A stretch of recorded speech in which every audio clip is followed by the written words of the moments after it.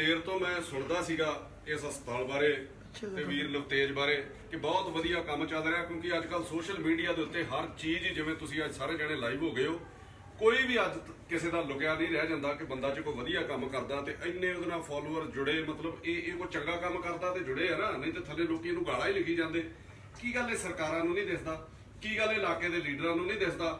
ਮੈਂ ਪਹਿਲੇ ਦਿਨ ਵੀ ਇਹ ਬੋਲ ਕੇ ਹਟਿਆ ਸੀਗਾ ਕਿ ਜਿਸ ਦਿਨ ਇਹਨਾਂ ਨੂੰ ਫੜਿਆ ਗਿਆ ਸੀਗਾ, ਜਿਸ ਦਿਨ ਹਸਪਤਾਲ ਬੰਦ ਕੀਤਾ ਸੀਗਾ, ਉਸ ਤੋਂ 2 ਦਿਨ ਬਾਅਦ ਮੈਂ ਇਹ ਗੱਲ ਜ਼ਰੂਰ ਕਹੀ ਸੀ ਕਿ ਜੇ ਹਸਪਤਾਲ ਦੇ ਵਿੱਚ ਕੋਈ ਕ੍ਰਿਮੀਨਲ ਬੰਦਾ ਆ ਗਿਆ ਸੀ, ਸਾਡੀਆਂ ਸਰਕਾਰਾਂ, ਸਾਡਾ ਸਿਸਟਮ ਕੋਈ ਏਡਾ ਐਡਵਾਂਸ ਨਹੀਂ ਹੈਗਾ ਕਿ ਉਹਦਾ ਫੇਸ ਸਕੈਨ ਕਰ ਲਿਆ ਜਾਵੇ ਤੇ ਕੋਈ ਡਾਟੇ ਦੇ ਵਿੱਚ ਆ ਜਾਣਾ ਹੈ ਵੀ ਇਹ ਕ੍ਰਿਮੀਨਲ ਆ ਕਿ ਨਹੀਂ। ਉਸ ਤੋਂ ਬਾਅਦ ਜੇ ਪੁਲਿਸ ਨੂੰ ਪਤਾ ਲੱਗ ਗਿਆ ਸੀ, ਉਹਨਾਂ ਇੱਥੇ ਰੇਡ ਕੀਤਾ।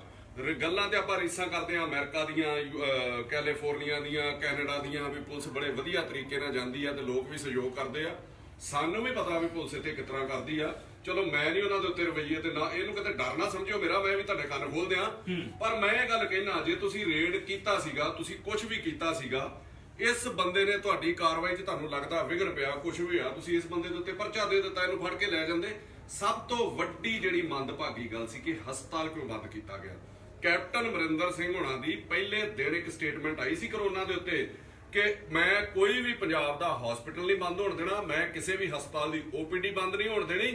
ਜੇ ਕੋਈ ਡਾਕਟਰ ਬੰਦ ਕਰੂਗਾ ਹਸਪਤਾਲ ਤੇ ਮੈਂ ਉਹਦਾ ਜਿਹੜਾ ਲਾਇਸੈਂਸ ਕੈਂਸਲ ਕਰੂੰਗਾ। ਫਿਰ ਮੈਂ ਪੁੱਛਣਾ ਚਾਹੁੰਦਾ ਕਿ ਕਿਹੜਾ ਬੰਦਾ CM ਤੋਂ ਵੀ ਉੱਤੇ ਆ ਸਰਕਾਰ 'ਚ, ਕਿਹੜਾ ਬੰਦਾ ਜਿਹੜਾ ਕੈਪਟਨ ਅਮਰਿੰਦਰ ਸਿੰਘ ਦੇ ਹੁਕਮ ਦੀ ਵੀ ਮਤਲਬ ਉਦੂਲੀ ਕਰਦਾ ਵਾ, ਉਹਦੀਆਂ ਵੀ ਧੱਜੀਆਂ ਡਾ ਦਿੰਦੇ ਨੇ। ਹਸਪਤਾਲ ਕਿਸ ਕਰਕੇ ਬੰਦ ਕੀਤਾ ਗਿਆ ਸੀਗਾ?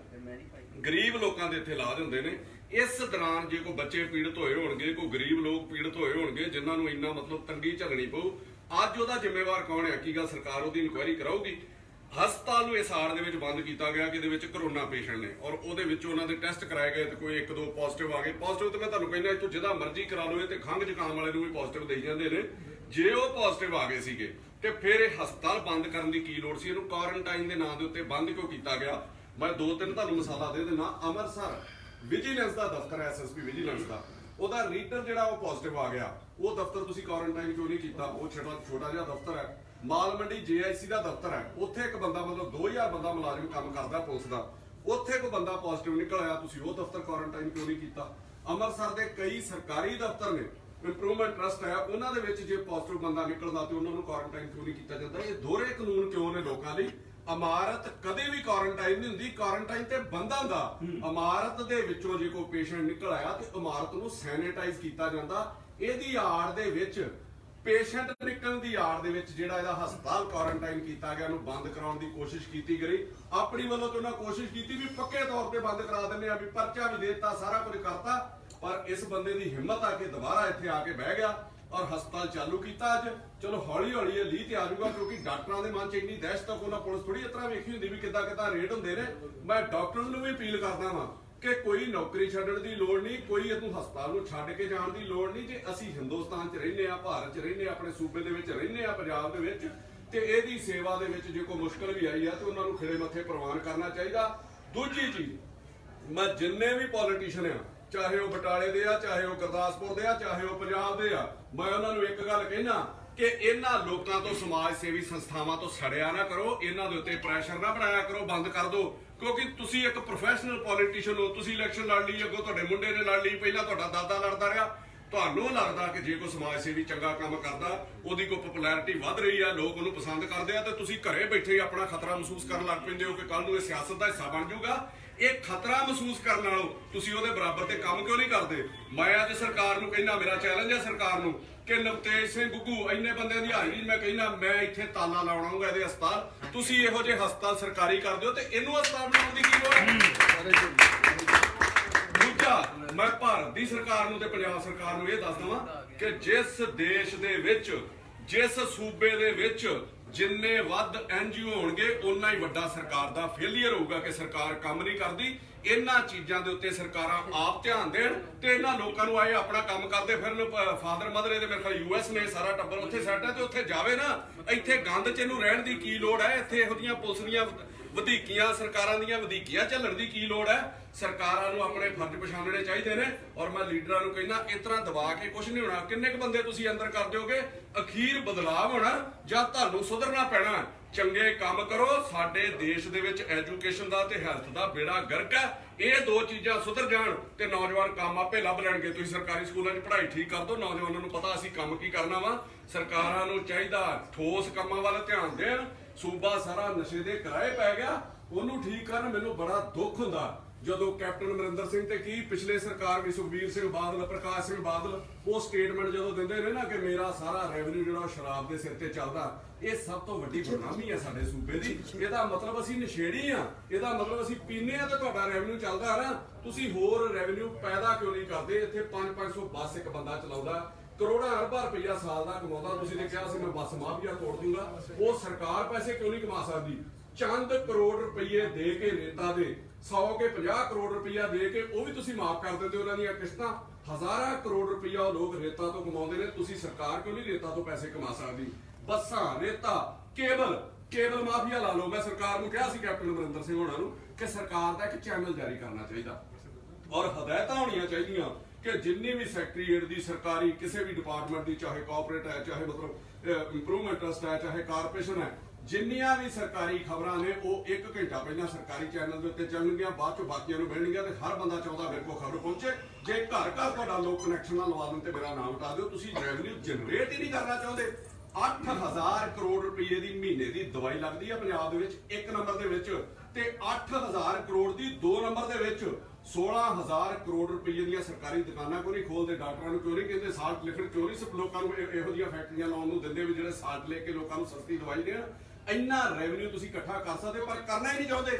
ਸਾਰਾ ਰੈਵਨਿਊ ਪ੍ਰਾਈਵੇਟ ਹੱਥਾਂ 'ਚ ਆ। ਬੱਸਾਂ ਸਾਰੀਆਂ ਲੀਡਰਾਂ ਦੀਆਂ, ਰੇਤਾ ਸਾਰੀ ਲੀਡਰਾਂ ਦੀ, ਹਸਪਤਾਲਾਂ ਵਾਲਿਆਂ ਕੋਈ ਪੈਸੇ ਲੈਂਦੇ ਨੇ, ਸਕੂਲ ਸਾਰੇ ਪ੍ਰਾਈਵੇਟ ਇਹਨਾਂ ਦੇ, ਤੇ ਇਹਨਾਂ ਨੂੰ ਲੋਕਾਂ ਦੇ ਰੈਵਨਿਊ ਨਾਲ ਤੇ ਮਤਲਬ ਹੀ ਕੋਈ ਨਹੀਂ ਨਾ। ਲੋਕ ਆਪਣਾ ਖੂਨ ਜਿਹੜਾ ਨਿਚੋੜ ਕੇ ਇਹਨਾਂ ਨੂੰ ਟੈਕਸ ਦਿੰਦੇ ਨੇ। ਉਸ ਤੋਂ ਬਾਅਦ ਜੇ ਉਹਨਾਂ ਨੂੰ ਇਲਾਜ ਦੀ ਲੋੜ ਪਵੇ ਤੇ ਉਹ ਗੁੱਗੂ ਦੇ ਹਸਪਤਾਲ ਆਵੇ, ਉਹ ਹੋਰ ਕਿਸੇ ਸਮਾਜ ਸੇਵੀ ਸੰਸਥਾ ਦੇ ਜਾਵੇ। ਜੇ ਕਿਸੇ ਕੋਲ ਫੀਸ ਨਹੀਂ ਹੈਗੀ ਤੇ ਉਹ ਕੋਈ NGO ਲੱਭਦਾ ਫਿਰੇ। ਸਰਕਾਰਾਂ ਨੂੰ ਆਪਣੇ ਫਰਜ਼ ਪਛਾਣਨੇ ਚਾਹੀਦੇ ਨੇ, ਇਹੋ ਜਿਹੀਆਂ ਵਧੀਕੀਆਂ ਨਾ ਕੀਤੀਆਂ ਜਾਣ। ਮੈਂ ਫਿਰ ਕਹਿਣਾ ਮੇਰੀ ਕੋਈ NGO ਨਹੀਂ ਚੱਲਦੀ, ਪਰ ਜਿੱਥੇ ਕਿਤੇ ਵੀ ਪੰਜਾਬ ਦਾ ਦਰਦ ਹੈ, ਜਿੱਥੇ ਕਿਸੇ ਨੂੰ ਮੈਂ ਵਧੀਕੀ ਆ, ਮੈਂ ਉੱਥੇ ਪਹੁੰਚਣ ਦੀ ਕੋਸ਼ਿਸ਼ ਜ਼ਰੂਰ ਕਰਦਾ। ਪਰ ਮਨਦੀਪ ਸਿੰਘ ਮੰਨਾ ਕੱਲਾ ਨਾ ਤੇ ਪੰਜਾਬ ਨੂੰ ਸੁਧਾਰ ਸਕਦਾ, ਨਾ ਹੀ ਉਹ ਕੱਲਾ ਸ਼ਹਿਰ ਨੂੰ ਸੁਧਾਰ ਸਕਦਾ। ਹਰ ਗਲੀ 'ਚ, ਹਰ ਮਹੱਲੇ ਦੇ ਵਿੱਚ ਲੋਕਾਂ ਨੂੰ ਜਾਗਰੂਕ ਹੋਣਾ ਪਊਗਾ, ਆਪਣੇ ਹੱਕਾਂ ਲਈ ਲੜਨਾ ਪਊਗਾ। ਜੇ ਇਹਨੂੰ ਅੰਦਰ ਘੱਲ ਵੀ ਦਿੱਤਾ 15 ਦਿਨ ਤੇ ਕੀ ਇਹਨੂੰ ਫਰਕ ਪੈ ਗਿਆ? ਉਹਨੇ ਕਦੀ ਜੇਲ੍ਹ ਨਹੀਂ ਸੀ ਵੇਖੀ। ਗੱਲ ਇਹ ਆ ਤੁਸੀਂ ਅਗਲੇ ਦੀਆਂ ਭਾਵਨਾਵਾਂ ਨੂੰ ਵੇਖੋ। ਜੇ ਉਹ ਚੰਗਾ ਕੰਮ ਕਰ ਰਿਹਾ ਤੇ ਉਹਦੀ ਮਤਲਬ ਸ਼ਲਾਘਾ ਕਰੋ। ਅੱਜ ਕੱਲ ਕਿਸੇ ਦੇ ਚੰਗੇ ਮਾੜੇ ਕੰਮ ਦਾ ਨਿਚੋੜ ਕੱਢਣਾ ਹੋਵੇ ਤਾਂ ਤੁਹਾਡੇ ਕੋਲ ਫੇਸਬੁੱਕ ਔਰ YouTube ਹੈਗਾ ਹੀ ਆ। ਥੱਲੇ ਲੋਕੀ ਲਿਹਾਜ਼ ਥੋੜੀ ਕਰਦੇ ਆ। ਜੇ ਮੈਂ ਮਾੜਾ ਬੋਲਦਾ ਕਿਸੇ ਵੇਲੇ ਤੇ ਐਡੀ ਗਾਲ ਕੱਢਦੇ ਨੇ ਮੈਨੂੰ। ਤੁਸੀਂ ਇਹੋ ਹੀ ਨਤਾਰਾ ਕਰਾ ਲਿਆ ਕਰੋ। ਜੇ ਕੋਈ ਚੰਗਾ ਕੰਮ ਕਰਦਾ ਉਹਦੀ ਹੱਲਾਸ਼ੇਰੀ ਕਰੋ। ਲੀਡਰਾਂ ਨੂੰ ਇਹਨਾਂ ਦੇ ਪੱਖ ਪੂਰਨੇ ਚਾਹੀਦੇ ਆ, ਇਹਨਾਂ ਦੇ ਨਾਲ ਖਲੋਣਾ ਚਾਹੀਦਾ ਵੀ ਯਾਰ ਮੈਂ ਤੇਰੇ ਨਾਲ ਖਲੋਤਾ, ਮੈਨੂੰ ਕੋਈ ਸੇਵਾ ਦੱਸ, ਤਾਂ ਜੋ ਉਹਦੇ ਮਨ 'ਚ ਵੀ ਆਵੇ ਵੀ ਬੰਦਾ ਵਧੀਆ ਯਾਰ, ਦੁੱਖ ਦਰਦ ਸਾਡਾ ਬਣਦਾ। ਕਿਸੇ ਨੂੰ ਡਰਾਉਣ ਦੀ ਕੋਸ਼ਿਸ਼ ਨਾ ਕਰੋ। ਪੰਜਾਬੀ ਡਰਨ ਵਾਲੇ ਨਹੀਂ ਹੈਗੇ। ਖੀਰ ਇਹਨਾਂ ਲੋਕਾਂ ਨੇ ਇੱਕ ਬਲਾਸਟ ਹੋਣਾ ਮੈਂ ਤੁਹਾਨੂੰ ਦੱਸਦਾ, ਤੇ ਤੁਹਾਨੂੰ ਘਰਾਂ 'ਚੋਂ ਨਹੀਂ ਨਿਕਲਣ ਦੇਣਾ ਕਿਸੇ ਨੂੰ। ਬੜੀ ਵਧੀਆ, ਬੜੀ ਖੂਬਸੂਰਤ ਗੱਲ। ਬੇਨਤੀ ਸੀ ਥੋੜਾ ਪਿੱਛੇ ਹੋ ਜਾਓ। ਮੈਂ ਮੰਨੇ ਬਾਈ ਤੋਂ 1-2 ਸਵਾਲ, 1-2 ਗੱਲਾਂ ਹੋਰ ਪੁੱਛਣੇ। ਉਸ ਤੋਂ ਪਹਿਲਾਂ ਮੈਂ ਬਾਈ ਨਵਤੇਜ ਸਿੰਘ ਗੁੱਗੂ ਹੁਣਾਂ ਨੂੰ ਕਹਾਂਗਾ ਕਿ ਉਹ ਵੀ ਰੂਬਰੂ ਹੋਣ। ਮੰਨਾ ਬਾਈ ਜੀ ਆਪਾਂ 2 ਮਿੰਟ ਆਪਾਂ ਕਰਦੇ ਹਾਂ। ਤੁਸੀਂ ਜਰੂਰ ਪਲੀਜ਼ ਮੈਸੇਜ ਦਿਓ। ਥੋੜਾ ਪਿੱਛੇ ਹੋ ਜਾਣ ਕੈਮਰੇ ਵਾਲੇ ਵੀਰ ਸਾਰਿਆਂ ਨੇ। ਆਪਾਂ ਪਿੱਛੇ ਹੋ ਜਾਣਾ ਜੀ ਸਾਰਿਆਂ ਨੇ। ਹਾਂਜੀ, ਮੈਂ ਅੱਜ ਸਭ ਤੋਂ ਪਹਿਲਾਂ ਤਾਂ ਮੈਨੂੰ ਬੜੀ ਖੁਸ਼ੀ ਹੈ ਕਿ ਦਵਿੰਦਰ ਵੀਰ ਜੀ ਔਰ ਨਦੀਪ ਮੰਨਾ ਜੀ ਬੜੇ ਸਾਡੇ ਸਤਿਕਾਰਯੋਗ, ਬੜੇ ਅਹਿਮ ਮੁੱਦਿਆਂ ਤੇ ਬੋਲਦੇ ਹਨ, ਬੜੇ ਚਿੰਤਕ ਹਨ। ਮੈਂ ਪੰਜਾਬ ਦੇ ਸਭ ਤੋਂ ਖਾਸ ਚਿੰਤਕ ਦੇ ਤੌਰ ਤੇ ਇਹਨਾਂ ਨੂੰ ਦੇਖਦਾ ਹਾਂ। ਔਰ ਵਿਜੇ ਤਰੇਨ ਜੀ ਔਰ SHO ਸਾਹਿਬ ਜੀ ਆਏ ਨੇ, ਬੜੀ ਦੂਰੋਂ ਚੱਲ ਕੇ ਆਏ ਨੇ। ਬੜਾ ਇਹਨਾਂ ਨੇ ਬੜਾ ਇੱਕ ਹਾ ਦਾ ਨਾਰਾ ਮਾਰਿਆ ਹੈ। ਮਤਲਬ ਸਾਡੇ ਇਸ ਜੋ ਵੀ ਜ਼ੁਲਮ ਕੀਤਾ ਗਿਆ, ਮੈਨੂੰ ਜ਼ੁਲਮ ਕਹਾਂਗਾ, ਇੱਕ ਮਾਨਵਤਾ ਨੂੰ ਕੁਚਲਣ ਵਾਸਤੇ ਇਹ ਜ਼ੁਲਮ ਸੀਗਾ। ਔਰ ਉਸ ਦੇ ਖਿਲਾਫ ਜਿਹੜਾ ਹਾ ਦਾ ਨਾਰਾ ਮਾਰਿਆ ਸਾਰੇ ਵੀਰਾਂ ਨੇ, ਇਹ ਉਹਦਾ ਕਰਕੇ ਮੈਂ ਅੱਜ ਬਾਹਰ ਆ।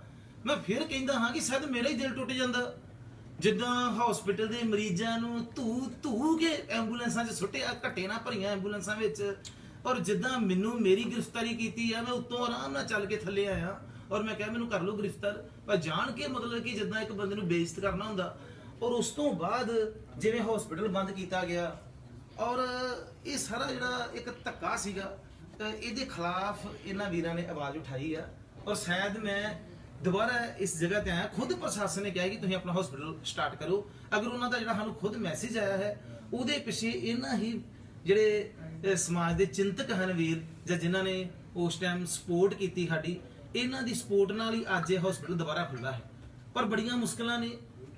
ਮੁਸ਼ਕਲਾਂ ਇਹ ਨੇ ਕਿ ਬੜੀ ਹੀ ਇਹਨੂੰ ਬੜੇ ਗਲਤ ਢੰਗ ਦੇ ਨਾਲ ਹਸਪੀਟਲ ਨੂੰ ਖਾਲੀ ਕਰਵਾਇਆ ਸੀ। ਮਰੀਜ਼ਾਂ ਨੂੰ ਡਰਾਇਆ ਗਿਆ ਸੀ ਕਿ ਇੱਥੇ ਕਰੋਨਾ ਮਰੀਜ਼ ਆ ਗਏ ਨੇ ਔਰ ਡਾਕਟਰ ਕਰੋਨਾ ਆ ਗਏ ਨੇ, ਔਰ ਪੁਲਿਸ ਇੰਨੀ ਸੌਣੀ 'ਚ ਬਦਲ ਦਿੱਤਾ ਹਸਪੀਟਲ। ਹੁਣ ਕੁਝ ਡਾਕਟਰ ਔਰ ਕੁਝ ਸਟਾਫ ਨਹੀਂ ਆ ਰਿਹਾ। ਉਹ ਹੁਣ ਮੇਰੇ ਅੱਗੇ ਸਭ ਤੋਂ ਵੱਡੀ ਚੁਣੌਤੀ ਹੈ ਜੀ। ਉਹ ਮੇਰੇ ਵਾਸਤੇ ਇਸ ਟਾਈਮ ਜਿਹੜੀ ਸਭ ਤੋਂ ਵੱਡੀ ਚੁਣੌਤੀ ਹੈ ਕਿ ਕੁਝ ਡਾਕਟਰ ਨਾ ਕਰ ਗਏ ਨੇ ਕੰਮ ਕਰਨ ਤੋਂ, ਕਿਉਂਕਿ ਜਿਹੜੇ ਐਨਸਥੈਟਿਕ ਹੁੰਦੇ ਨੇ ਉਹਨਾਂ ਤੋਂ ਬਗੈਰ ਅਸੀਂ ਮਰੀਜ਼ ਦਾ ਆਪਰੇਸ਼ਨ ਕਰਨਾ ਔਖਾ ਹੁੰਦਾ ਹੈ। ਬੰਬੇ ਤੋਂ ਆਏ ਸੀਗੇ, ਟਾਟਾ ਮੈਮੋਰੀਅਲ ਹਸਪੀਟਲ ਤੋਂ, ਕੋਈ ਦਿੱਲੀ ਤੋਂ, ਸਰ ਗੰਗਾ ਰਾਮ ਹਸਪੀਟਲ ਤੋਂ। ਇਹਨੇ ਸੁਪਰ ਸਪੈਸ਼ਲਿਸਟ ਜਿਹੜੇ ਡਾਕਟਰ ਸੀਗੇ ਉਹਨਾਂ ਨੂੰ ਹੀ ਅਪਾਇੰਟ ਕੀਤਾ ਸੀਗਾ। ਬੜੀ ਜੇ 2 ਲੱਖ ਤਨਖਾਹ ਦੇ 6 ਲੱਖ ਰੁਪਏ ਤਨਖਾਹ ਦੇ ਕੇ ਉਹਨਾਂ ਨੂੰ ਲੈ ਕੇ ਆਏ ਸੀਗੇ ਕਿ ਲੋਕਾਂ ਵਾਸਤੇ ਇੱਕ ਸਭ ਤੋਂ ਮਤਲਬ ਕਿ ਜਿਹੜਾ ਮੈਡੀਕਲ ਮਾਫੀਆ ਵਾ ਇਹਦੇ ਵਿੱਚ ਅਸੀਂ ਕਾਮਯਾਬ ਹੋ ਹੀ ਤਾਂ ਸਕਦੇ ਸੀ ਜੇਕਰ ਇੱਕ ਬੜੇ ਸੁਪਰ ਸਪੈਸ਼ਲ ਡਾਕਟਰ ਇੱਥੇ ਆਉਂਦੇ ਔਰ ਲੋਕਾਂ ਨੂੰ ਵਧੀਆ ਟ੍ਰੀਟਮੈਂਟ ਦਿੰਦੇ। ਹਸਪੀਟਲ ਵੀ ਕਿਸੇ ਸਾਰੇ ਵੀਰਾਂ ਨੇ ਵੇਖਿਆ ਹੈ ਕਿ 7 ਸਟਾਰ ਹੋਟਲ ਨਾਲੋਂ ਘੱਟ ਨਹੀਂ, ਪ੍ਰੋਪਰ ਫੁੱਲੀ ਏਸੀ ਆ। ਔਰ ਮੈਂ ਇੱਥੇ ਹੁਣ ਸਾਰਾ ਕੁਝ ਠੀਕ ਹੈ, ਚਲੋ ਪ੍ਰਸ਼ਾਸਨ ਨੇ ਸਾਨੂੰ ਕਿਹਾ ਕਿ ਤੁਸੀਂ ਖੋਲ ਲਓ, ਉਹ ਉਹਨਾਂ ਦਾ ਥੈਂਕਸ ਵੀ ਕਰਦੇ ਹਾਂ। ਪਰ ਜਿਹੜਾ ਸਾਰਾ ਡਿਸਟਰਬੈਂਸ ਹੋਈ ਹੈ ਉਹ ਹੁਣ ਸਾਨੂੰ 3 ਮਹੀਨੇ ਭਾਜੀ ਲੱਗ ਜਾਣੇ ਨੇ। 3-4 ਮਹੀਨੇ ਦੁਬਾਰਾ ਸਾਨੂੰ ਆਪਣੇ ਹਸਪੀਟਲ ਨੂੰ ਟਰੈਕ ਆਨ ਕਰਦੇ ਆ। 3 ਮਹੀਨੇ ਲੱਗਣੇ ਨੇ। ਘੱਟੋ ਘੱਟ ਸਾਡਾ 2-2.5 ਕਰੋੜ ਰੁਪਏ ਦਾ ਜਿਹੜਾ ਇੱਕ ਫਾਈਨੈਂਸ਼ੀਅਲੀ ਸਾਡਾ ਨੁਕਸਾਨ ਆ ਉਹ ਹੋਇਆ ਹੈ, ਕਿਉਂਕਿ ਪੇਸ਼ੈਂਟ ਵੀ ਆਉਣ ਵਾਸਤੇ ਡਾਕਟਰ ਵੀ ਪ੍ਰੋਪਰ ਇਸ ਹਸਪੀਟਲ ਦਾ ਜਿਹੜਾ ਵੈਸੇ ਹੀ ਇਹ ਖਲੋਤੇ ਦੇ ਖਰਚਾ ਭਾਜੀ 30-35 ਲੱਖ ਆ ਖਲੋਤੇ ਦੇ। ਤਨਖਾਹਾਂ ਸੈਲਰੀਜ਼ ਅਲੱਗ ਕਰਕੇ ਨਾ ਖਲੋਤੇ ਦੇ ਖਰਚਾ ਇੰਨਾ। ਔਰ ਇਸ ਚੀਜ਼ ਨੂੰ ਦੁਬਾਰਾ ਸਟਾਰਟ ਕਰਨਾ ਕਿ ਜ਼ਿਲ੍ਹੇ ਦਾ ਸਭ ਤੋਂ ਵੱਡਾ ਹਸਪੀਟਲ ਔਰ ਪੰਜਾਬ ਦਾ ਸਭ ਤੋਂ ਟੌਪ ਦਾ ਹਸਪੀਟਲ ਸਾਬਤ ਹੋਇਆ। ਕਾਰਨ ਕੀ ਇਹ ਨਹੀਂ ਕਿ ਹਸਪੀਟਲ ਦੀ ਬਿਲਡਿੰਗ ਹੀ ਵਧੀਆ, ਇੱਥੇ ਡਾਕਟਰ ਸਭ ਤੋਂ ਸੁਪਰ ਸਪੈਸ਼ਲਿਸਟ ਨੇ ਜਿਹੜੇ ਦੂਰਬੀਨ ਆਪਰੇਟ ਕਰਦੇ ਨੇ, ਸਭ ਤੋਂ ਮਾਹਿਰ ਨੇ doctor Manjeet Singh sir Ganga Ram hospital ਚੋਂ, ਉਹਨਾਂ ਨੂੰ ਹੀ ਲੈ ਕੇ ਆਏ ਹਾਂ ਜੀ ਜੀ ਜੀ। ਔਰ ਡਾਕਟਰ ਅਸਰਬ ਨੇ ਜੋ ਬੰਬੇ ਤੋਂ ਟਾਟਾ ਮੈਮੋਰੀਅਲ ਹਸਪੀਟਲ ਤੋਂ ਆਏ ਸੀ। ਬੱਲੇ ਜੀ। ਔਰ ਇਹ ਹਸਪੀਟਲ ਨੇ ਕਰੋਨਾ ਦੇ ਦਰਮਿਆਨ ਮਾਨੀ ਭਾਜੀ ਕਰੋਨਾ ਦੇ ਦਰਮਿਆਨ ਹੀ 300% ਕਰਕੇ ਰਿਕਾਰਡ ਤੋੜਿਆ ਸੀ। 300 ਆਪਰੇਟ ਕੀਤਾ ਜਦੋਂ ਬਾਕੀ ਸਾਰੇ ਹਸਪੀਟਲ ਬੰਦ ਹੋ ਗਏ, ਉਦੋਂ ਵੀ ਇਹ ਹਸਪੀਟਲ ਕੰਮ ਕਰਦਾ ਰਿਹਾ ਔਰ 300 ਆਪਰੇਸ਼ਨ ਕੀਤੇ ਦੂਰਬੀਨ ਨਾਲ ਔਰ 250-300 ਦੇ ਕਰੀਬ ਗੋਡੇ ਚੂਲੇ ਬਦਲੇ। ਅੱਛਾ ਜੀ। ਔਰ ਇਹ ਰਿਕਾਰਡ ਜਿਹੜਾ ਸੀਗਾ ਪੰਜਾਬ ਦਾ ਸਭ ਤੋਂ ਵੱਡਾ ਰਿਕਾਰਡ ਹੀ ਤੋੜਿਆ ਸੀਗਾ। ਔਰ ਇੰਨਾ ਰਿਸਪੈਕਟੇਬਲ ਹਸਪੀਟਲ ਔਰ ਉਸ ਨੂੰ ਕਿਵੇਂ ਡਿਸਟਰੋਇਡ ਕਰਨ ਦੀ ਕੋਸ਼ਿਸ਼ ਕੀਤੀ ਆ। ਮਾਨ ਸਨਮਾਨ ਘਟਿਆ, ਡਾਕਟਰਾਂ ਦਾ ਘਟਿਆ, ਸਟਾਫ ਦਾ ਘਟਿਆ ਔਰ ਮਰੀਜ਼ ਵੀ ਡਰੇ ਨੇ। ਪਰ ਪੇਸ਼ੈਂਟ ਵੱਲੋਂ ਕੋਈ ਕਮੀ ਨਹੀਂ, ਮਰੀਜ਼ ਤਾਂ ਵਿਚਾਰੇ ਤਰਲੇ ਕੱਢਣ ਡਏ ਨੇ। ਉਹ ਮਰੀਜ਼ਾਂ ਨੂੰ ਸਾਡੇ ਤੇ ਵਿਸ਼ਵਾਸ ਆ, ਪਰ ਸਟਾਫ ਕਿਤੇ ਨਾ ਕਿਤੇ ਸਾਡੇ ਜੀ ਜੀ ਜੀ ਉਹ ਚੀਜ਼ ਸਾਡੇ ਵਾਸਤੇ। ਔਰ ਉਹ 2-3 ਮਹੀਨੇ ਸਾਨੂੰ ਲੱਗਣਗੇ ਇਹਨੂੰ ਦੁਬਾਰਾ ਸਟੈਂਡ ਕਰਦੇ ਆ। ਪਰ ਤੁਹਾਡੇ ਵੀਰਾਂ ਦਾ ਸਾਥ ਹੈ, ਚਲੋ ਸਾਰੇ ਵੀਰਾਂ ਨੇ ਮੈਂਟਲੀ ਸਾਨੂੰ ਸਪੋਰਟ ਕੀਤੀ ਆ ਔਰ ਇਹ ਬੜੀ ਵੱਡੀ ਚੀਜ਼ ਆ। ਔਰ ਮੈਂ ਬਾਕੀ ਫਿਰ ਲਾਸਟ ਇਹ ਕਹਾਂਗਾ ਕਿ ਜਿਹੜੇ ਵੀਰਾਂ ਨੇ ਉਦੋਂ ਸੋਸ਼ਲ ਮੀਡੀਆ ਤੇ ਸਾਡੀ ਸਪੋਰਟ ਕੀਤੀ ਆ, ਵੀਡੀਓ ਪਾਈਆਂ ਨੇ, ਮਨਦੀਪ ਸਿੰਘ ਮੰਨਾ ਜੀ ਨੇ ਔਰ ਭਾਜੀ ਹੁਣਾਂ ਨੇ। ਔਰ ਭਾਜੀ ਨੂੰ ਤੁਸੀਂ ਕਿੱਥੋਂ ਆਏ? ਮਲੋੜ ਤੋਂ ਆਏ, ਜ਼ਿਲ੍ਹਾ ਸਿਰਸਾ। ਮਲੋੜ ਤੋਂ ਆਏ ਨੇ ਭਾਜੀ ਹੁਣੀ ਔਰ ਕਿਸ਼ਨ ਲਾਲ ਜੀ, SHO ਕਿਸ਼ਨ ਲਾਲ ਜੀ, ਜਿਨ੍ਹਾਂ ਦਾ ਬੜਾ ਇੱਕ ਨਾਮ ਆ, ਮਤਲਬ ਹਰ ਮੁੱਦਿਆਂ ਤੇ ਬੋਲਦੇ ਨੇ। ਇਦਾਂ ਦੇ ਲੋਕਾਂ ਦੀ ਸਪੋਰਟ ਹੋਈ ਆ ਔਰ ਦੁਬਾਰਾ ਹੌਸਲਾ ਵਧਿਆ ਹੈ। ਮਜ਼ਬੂਤ ਇਰਾਦੇ ਦੇ ਨਾਲ ਹੁਣ ਬਾਹਰ ਆਏ ਆ ਔਰ ਇਹ ਹਸਪੀਟਲ ਪੰਜਾਬ ਦਾ ਇੱਕ ਦਿਨ ਸਭ ਤੋਂ ਵੱਡਾ ਹਸਪੀਟਲ ਬਣੇਗਾ, ਕਿਉਂਕਿ ਮੈਡੀਕਲ ਜਿਵੇਂ ਮੰਨਾ ਭਾਜੀ ਨੇ ਕਿਹਾ ਹੈ ਕਿ ਸਭ ਤੋਂ ਜ਼ਰੂਰੀ ਹੈ ਸਭ ਤੋਂ ਜ਼ਰੂਰੀ ਚੀਜ਼ਾਂ ਨੇ ਵਿਦਿਆ ਤੇ ਮੈਡੀਕਲ ਸਹੂਲਤਾਂ। ਔਰ ਮੈਡੀਕਲ ਸਹੂਲਤਾਂ ਬਹੁਤ ਸੈਂਸਿਟਿਵ ਹੁੰਦੀਆਂ ਨੇ। ਵਿਦਿਆ ਦੇ ਮੰਨ ਲਓ ਬੱਚੇ ਫਿਰ ਵੀ ਕਿਤੇ ਨਾ ਕਿਤੇ ਬੱਚਾ ਅੱਜ ਨਹੀਂ ਤੇ ਕੱਲ ਕਿਤੇ ਨਾ ਕਿਤੇ ਕੋਈ ਬੰਦਾ ਸਾਥ ਦੇ ਦੇਗਾ, ਬੱਚਾ ਪੜ੍ਹ ਲੇਗਾ। ਪਰ ਮੈਡੀਕਲ ਸਹੂਲਤ ਇਦਾਂ ਦੀ ਕਿ 500 ਰੁਪਏ ਪਿੱਛੇ ਮੈਂ ਸੁੜੇ ਮਾਸੂਮ ਬੱਚਿਆਂ ਦੀ ਮੌਤ ਹੁੰਦੀ ਦੇਖੀ ਹੈ। 500 ਰੁਪਏ ਪਿੱਛੇ ਬੱਚਾ ਮਰ ਜਾਂਦਾ ਹੈ ਭਾਜੀ। 500 ਰੁਪਏ ਦੀ ਇੰਨੀ ਵੈਲਿਊ ਆ ਕਿ ਮਤਲਬ ਕਈ ਵਾਰ ਬੱਚੇ ਦੇ ਕੋਲ ਪੇਰੈਂਟਸ ਦੇ ਕੋਲ ਪੈਸੇ ਨਹੀਂ ਹੁੰਦੇ ਔਰ ਲੋਕਾਂ ਦੀ ਮੌਤ ਹੋ ਗਈ। 500 ਰੁਪਏ ਪਿੱਛੇ ਭਾਜੀ ਬੱਚੇ ਮਰਦੇ ਦੇਖ। ਬਿਲਕੁਲ ਜੀ, ਇਹ ਹਾਲਾਤ ਨੇ ਸਾਡੇ ਰੰਗਲੇ ਪੰਜਾਬ ਦੇ, ਜਿਹਨੂੰ ਅਸੀਂ ਰੰਗਲਾ ਪੰਜਾਬ ਕਹਿੰਦੇ ਆ ਜੀ। ਕਾਦੀਆਂ ਤੋਂ ਇੱਕ ਵਾਰੀ ਮਰੀਜ਼ ਆਇਆ ਸੀਗਾ, ਮੁਸਲਿਮ ਫੈਮਿਲੀ ਸੀਗੀ ਔਰ ਉਹ ਭੈਣ ਨੇ ਇੱਥੇ ਕੋਈ ਨਿੱਜੀ ਹਸਪੀਟਲ 'ਚ ਆਪਣਾ ਬੱਚਾ ਬਿਮਾਰ ਹੀ ਵਿਖਾਉਣਾ ਸੀ। 200 ਰੁਪਏ ਆਂਦੇ ਸੀ, ਪਹਿਲਾਂ ਪਰਚੀ ਕਟਾਓ ਫਿਰ ਡਾਕਟਰ ਨੂੰ ਦਿਖਾ ਲਾਂਗੇ। ਔਰ ਆਂਦੀ ਕਿ ਮੇਰੇ ਕੋਲ ਅੱਜ 200 ਰੁਪਏ ਹੈ ਨਹੀਂ, ਮੈਂ ਜਲਦੀ ਆ ਗਈ ਹਾਂ, ਤੁਹਾਨੂੰ ਪੈਸੇ ਬਾਅਦ 'ਚ ਦੇ ਦਾਂਗੀ, ਮੇਰੇ ਬੱਚੇ ਨੂੰ ਚੈੱਕ ਕਰ ਲਓ। ਔਰ ਉਸ ਤੋਂ ਬਾਅਦ ਕੀ ਹੁੰਦਾ ਕਿ ਉਹ ਆਂਦੇ ਨਹੀਂ, ਪਹਿਲਾਂ ਜਿਨ੍ਹਾਂ ਨੇ ਪੈਸੇ ਦਿੱਤੇ ਉਹ ਦੇਖਣਗੇ, ਤੁਸੀਂ ਪਿੱਛੇ ਖਲੋਤੇ ਰਹੋ। ਖਲੋਤੀ ਰਹੀ, ਬੱਚਾ ਮਰ ਗਿਆ। ਬੱਚਾ ਮਰ ਗਿਆ ਔਰ ਬੱਚਾ ਜਦੋਂ ਮਰ ਗਿਆ ਔਰ ਹਸਪੀਟਲ ਦੇ ਵਿੱਚ ਇੱਕਦਮ ਲਾਲਾ ਲਾਲਾ ਹੋ ਗਈ, ਉਹ ਰੋਣ ਲੱਗ ਪਈ ਉੱਚੀ ਉੱਚੀ। ਉਹਨਾਂ ਫਾਰਮੈਲਿਟੀ ਲਈ ਕੀਤਾ ਕਿ ਬੱਚੇ ਨੂੰ ਚੁੱਕ ਕੇ ਅੰਦਰ ਲੈ ਗਏ ਕਿ ਮਾੜਾ ਮੋਟਾ ਟੀਕਾ ਟੂਕਾ ਲਾ ਦਿੰਦੇ ਆ ਕਦੇ ਰੌਲਾ ਨਾ ਪੈ ਜੇ। ਜਦੋਂ ਬੱਚੇ ਮਰੇ ਹੋਏ ਨੂੰ ਅੰਦਰ ਲੈ ਗਏ, ਉਹਨਾਂ ਦਾ ਚੈੱਕ ਕੀਤਾ, ਉਹਨੂੰ ਘੋਸ਼ਿਤ ਕੀਤਾ ਕਿ ਮਰ ਗਿਆ, ਪਰ ਫਿਰ ਵੀ ਅਸੀਂ ਕੋਸ਼ਿਸ਼ ਕੀਤੀ ਡਾਕਟਰ ਨੇ। ਜਦੋਂ ਬੱਚੇ ਨੂੰ ਕਿਹਾ ਕਿ ਚਲੋ ਮਰ ਗਿਆ, ਮੇਰੀ ਕਿਸਮਤ ਮਾੜੀ, ਪਰ ਤੁਸੀਂ ਮੇਰਾ ਲੇਟ ਕਰਾਇਆ, ਪਰ ਹੁਣ ਮੈਨੂੰ ਬੱਚਾ ਤੇ ਮੇਰਾ ਦੇ ਦਿਓ। ਆਂਦੇ ਹੁਣ 200 ਰੁਪਇਆ ਜਿਹੜਾ ਹੈ ਉਹ 200 ਰੁਪਇਆ ਦੇ ਦਿਓ, ਕਿਉਂਕਿ ਬੱਚਾ ਤੇ ਅੰਦਰ ਡਾਕਟਰ ਨੇ ਚੈੱਕ ਕੀਤਾ। ਇਹ ਹਾਲਾਤ ਨੇ, ਇਸ ਹੱਦ ਤੱਕ ਜਿਹੜਾ ਹੈ ਇਹ ਸਿਸਟਮ ਸਾਡੇ ਦੇਸ਼ ਦਾ ਜਿਹੜਾ ਕਿ 200 ਰੁਪਏ ਪਿੱਛੇ। ਔਰ ਬਾਅਦ ਚੋਂ ਭੈਣ ਮੇਰੇ ਕੋਲ ਆਈ, ਮੈਨੂੰ ਸਾਰੀ ਕਹਾਣੀ ਦੱਸੀ। ਔਰ ਦੇਖੋ ਅਸੀਂ ਇਮੋਸ਼ਨਲ ਆ, ਜਦੋਂ ਬੱਚੇ ਦੀ ਲਾਸ਼ ਮੇਰੇ ਘਰ ਦੇ ਅੱਗੇ ਰੱਖੀ ਲਿਆ ਕੇ ਔਰ ਕਿਹਾ ਕਿ 200 ਰੁਪਇਆ ਮੰਗਦੇ ਪਏ ਕਿ ਦੁਬਾਰਾ। ਫਿਰ ਅਸੀਂ ਗਏ ਜਾ ਕੇ, ਫਿਰ ਜਾ ਕੇ ਜਦੋਂ ਅਸੀਂ ਰੋਸ ਕਰਦੇ ਆ ਤੇ ਫਿਰ ਗੁੱਗੂ ਬਹੁਤ ਮਾੜਾ, ਫਿਰ ਬੜਾ ਇਹ ਅਗਰੈਸਿਵ ਹੋ ਜਾਂਦਾ ਹੈ।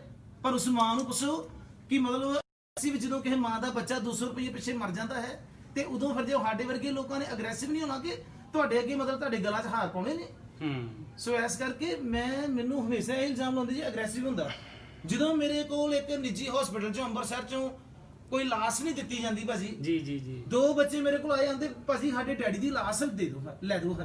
ਮੈਂ ਲਾਸ਼ ਬੇਟਾ ਕੀ ਹੋ ਗਿਆ, ਲਾਸ਼ ਕਿੱਥੇ, ਇਹ ਕਿੱਦਾਂ ਦਾ ਸਵਾਲ ਕਿ ਸਾਡੇ ਡੈਡੀ ਦੀ ਲਾਸ਼ ਦਿਓ। ਲੋਕ ਤੇ ਮੇਰੇ ਕੋਲ ਆਉਂਦੇ ਨੇ ਦਵਾਈ ਲੈਣ ਵਾਸਤੇ, ਇਲਾਜ ਵਾਸਤੇ, ਰਾਸ਼ਨ ਵਾਸਤੇ, ਫਿਰ ਲਾਸ਼ ਵੀ ਤੇ ਉਹਨੇ ਵੀਡੀਓ ਵੀ ਤਾਂ ਉਹਨੇ ਪਾਉਣੀ ਸੀਗੀ ਕਿ ਇਹ ਮਤਲਬ ਇਦਾਂ ਧੱਕੇਸ਼ਾਹੀ ਹੁੰਦੀ ਆ। ਸੋ ਇਸ ਕਰਕੇ ਮੈਂ ਇਹ ਜਿਵੇਂ ਭਾਜੀ ਮਨਾ ਜੀ ਨੇ ਗੱਲ ਕੀਤੀ ਕਿ ਤੁਸੀਂ ਸਾਨੂੰ ਮੌਕਾ ਹੀ ਨਾ ਦਿਓ, ਸਾਨੂੰ ਮੌਕਾ ਹੀ ਨਾ ਦਿਓ, ਖੋਲ ਦਿਓ ਇਦਾਂ ਦੇ ਹਸਪੀਟਲ, ਸਾਨੂੰ ਗੱਲ ਹੀ ਨਾ ਕਰਨੀ ਪਏ, ਅਸੀਂ ਅਗਰੈਸਿਵ ਹੋਈਏ ਨਾ। ਅਸੀਂ ਜਿਸ ਗਲੇ ਦੇ ਨਾਲ ਅਸੀਂ ਅਗਰੈਸਿਵ ਹੁੰਦੇ ਆ, ਉਸੇ ਗਲੇ ਦੇ ਨਾਲ ਤੁਹਾਡਾ ਧੰਨਵਾਦ ਕਰਾਂਗੇ। ਤੁਸੀਂ ਇੱਕ ਵਾਰ ਕੰਮ ਕਰਕੇ ਤੇ ਦਿਖਾ ਲਓ, ਵਾਹ ਜੀ ਵਾਹ, ਬਹੁਤ ਵਧੀਆ। ਲੋਕਾਂ ਦੀ ਸੇਵਾ ਕਰਕੇ ਦੇਖੋ। ਸਰਕਾਰ ਔਰ ਮੈਂ ਇੱਕ ਹੋਰ ਗੱਲ, 35000 ਕੈਪਟਨ ਸਾਹਿਬ ਭੇਜਦੇ, ਫਿਰ ਸਾਨੂੰ ਮਜ਼ਾ ਆਉਂਦਾ। ਬਿਲਕੁਲ। ਠੀਕ ਹੈ, ਸਰਕਾਰ ਨੇ ਪੈਸਾ ਭੇਜਿਆ, ਕਿਸੇ ਦੀ ਜਿਹੜੀ ਨਹੀਂ ਮਿਲਦੀ ਤੇ ਕੈਪਟਨ ਸਾਹਿਬ ਨੇ ਪੈਸੇ ਪ੍ਰੋਵਾਈਡ ਕੀਤੇ। ਇੱਥੇ ਮੈਂ ਜ਼ਰੂਰ ਗੱਲ ਕਵਾਂਗਾ ਕਿ ਦੇਖੋ ਇਹ ਹਸਪੀਟਲ ਨਵਤੇਜ ਸਿੰਘ ਗੁੱਗੂ ਦਾ ਹਸਪੀਟਲ ਨਹੀਂਗਾ, ਇਹ ਜਨਤਾ ਦਾ। ਜਦੋਂ ਕੋਈ ਇਹ ਕਹਿੰਦਾ ਨਾ ਕਿ ਸਾਡਾ ਹਸਪੀਟਲ ਆ ਔਰ ਸਭ ਤੋਂ ਵੱਧ, ਔਰ ਇਹ ਲੋਕਾਂ ਦਾ ਹਸਪੀਟਲ ਹੈ, ਆਵਾਮ ਦਾ ਹਸਪੀਟਲ, ਲੋਕਾਂ ਦੇ ਲੱਖ ਲੱਖ ਰੁਪਏ ਦੇ ਇਲਾਜ। ਇੱਥੇ ਇਹ ਪੁੱਛਿਆ ਜਾਂਦਾ ਮਰੀਜ਼ ਨੂੰ ਕਿ ਤੁਹਾਡੇ ਕੋਲ ਕਿੰਨੇ ਪੈਸੇ ਨੇ, ਔਰ ਮਰੀਜ਼ ਡਰ ਜਾਂਦਾ, ਆਂਦਾ ਭਾਜੀ ਸਾਡੇ ਕੋਲ ਇੰਨੇ ਪੈਸੇ ਨਹੀਂ ਜਿੰਨੇ ਨਾਲ ਇਲਾਜ ਹੋਣਾ। ਫਿਰ ਪੁੱਛਿਆ ਜਾਂਦਾ ਕਿ ਦੱਸ ਦੇ ਤੇ ਕੋਲ ਪੈਸੇ ਕਿੰਨੇ ਨੇ, ਤੇ ਕਈ ਵਾਰ ਹਾਂ ਆਪਾਂ ਲਿਖਾਇਆ ਸੀ ਨਾ, ਜਿੱਦਾਂ ਪੰਜਾਬ ਪੁਲਿਸ ਨੇ ਮੈਂ ਹਰਜੀਤ ਸਿੰਘ ਕਿਹਾ ਸੀ ਤੇ ਉਹਨਾਂ ਨੇ ਅਸੀਂ ਲਿਖਾਇਆ ਸੀ ਕਿ ਮੈਂ ਨਵਤੇਜ ਸਿੰਘ ਗੁੱਗੂ ਹਾਂ। ਤੇ ਮੈਂ ਤੁਹਾਨੂੰ ਅੱਜ ਮੈਂ ਇੱਕ ਦੇ ਜ਼ੋਰ ਨਾਲ ਕਹਿੰਦਾ ਵਾ, ਜਦੋਂ ਵੀ ਨਿਹੰਗ ਪੂਲੇ ਵਰਗੇ ਇੱਥੇ ਧਰਤੀ ਤੇ ਪੈਦਾ ਹੋਣਗੇ, ਲੋਕਾਂ ਦੀਆਂ ਧੀਆਂ ਭੈਣਾਂ ਦੀ ਇੱਜ਼ਤਾਂ ਨਾਲ ਖੇਡਣਗੇ, ਉਹਨਾਂ ਨੂੰ ਗੁੱਗੂ ਵਾਂਗੂ ਅਸੀਂ ਤੇਲ ਪਾ ਕੇ ਸਾੜਾਂਗੇ। ਕਰ ਗੁੱਗੂ ਬੜੀ ਚਲੋ ਟੈਟੂ ਦੀ ਗੱਲ ਕਰਦੇ ਨੇ, ਚਲੋ ਟੈਟੂ ਕੋਈ ਗਲਤ ਨਹੀਂ ਹੈਗਾ, ਚਲੋ ਪਿੱਛੇ ਨੂੰ ਹੋ ਜੇ ਜੀ ਆਪਾਂ ਥੋੜਾ ਜਿਹੜਾ ਚਲੋ ਮਾਨਵਤਾ ਹੀ ਲਿਖਾਇਆ ਹੋਇਆ ਹੈ। ਚਲੋ ਕੋਈ ਆਮ ਛੋਟੀ ਸੋਚ ਵਾਲੇ ਲੋਕ ਇਦਾਂ ਦੇ ਸਵਾਲ ਉਠਾਉਂਦੇ ਨੇ। ਔਰ ਜੀ